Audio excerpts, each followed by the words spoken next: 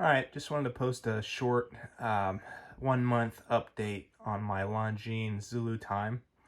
I did a full-on review of this watch a little over a month ago. I'm really liking this watch. It's a 42 millimeter case. The lugs are quite long on it, as you can see. So it like is borderline too big for me. I've gotten some comments on my initial review saying it is too big.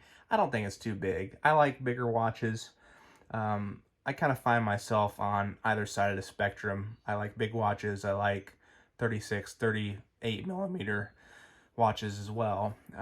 So this one's 42.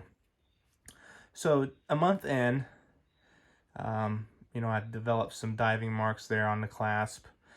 I'm really liking the brushed look with the polished accents on the bracelet. One thing I neglected to mention in the initial review was just these polished chamfers on the case here.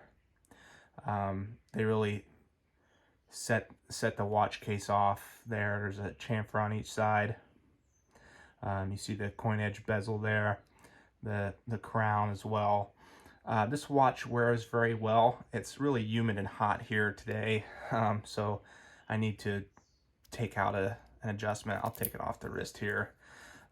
So you only just have your 5-pin adjustment, which I hit on in my initial review. As you can see, I'm almost all the way. I haven't adjusted it since we had a colder day. But a month in, this watch has been running extremely accurately. Definitely within 2 seconds a day, I would say. Of course, I believe they used the standard ETA movement, and then they did some modifications in-house.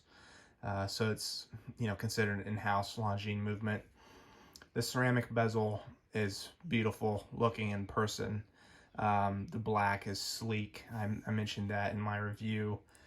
Everything has functioned properly, perfectly. Still incredibly happy with this purchase. Probably one of my most favorite purchases I've made in the last, honestly, probably 3 or 4 years. It's really blown me away. As you see a shot of the case back there. Longines has a very, very long history in watchmaking. And I was at my local Rolex AD, and the sales associate, he noticed it, and he was excited about it. So we talked a good 20 minutes about Longines watches and their history, and it was just nice to talk watches with somebody who understands it. Yeah, so the only complaint I have about this watch really is the lug length here. They're pretty long, and I have a feeling that length is going to look a little exacerbated once I put it on a strap. Still rocking the bracelet. I did reach out to Longines through their website to see when their leather straps would be available, and they said they would be available in late August.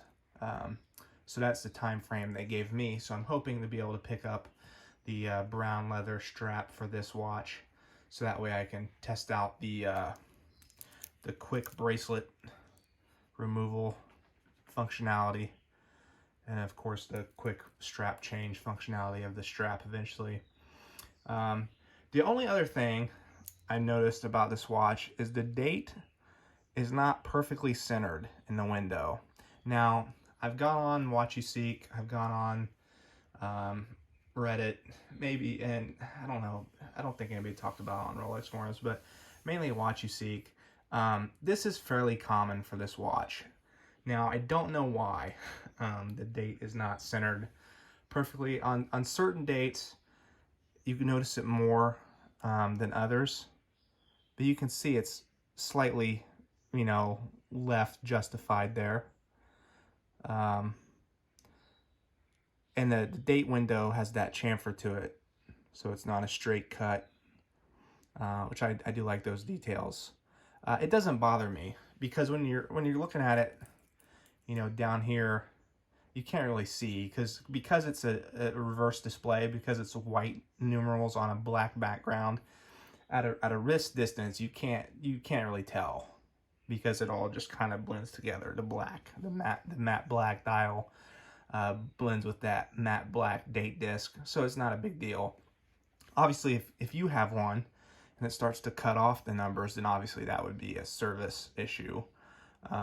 But mine does not cut off any of the numbers, but it is left justified, I noticed.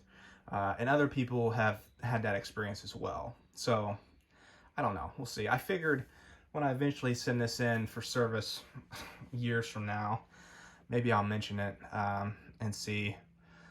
But it's not a deal breaker. It's just something I noticed about this watch as I wore it more. This watch has been probably my main wear. I have other watches, so I haven't been wearing it daily.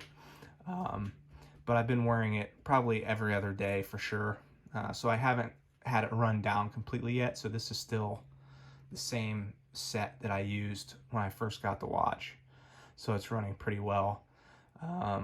Well within the COSC certification standards. Yeah, I mean, there's not much else to talk about. If you go watch my original review, you'll get a lot of my first impressions.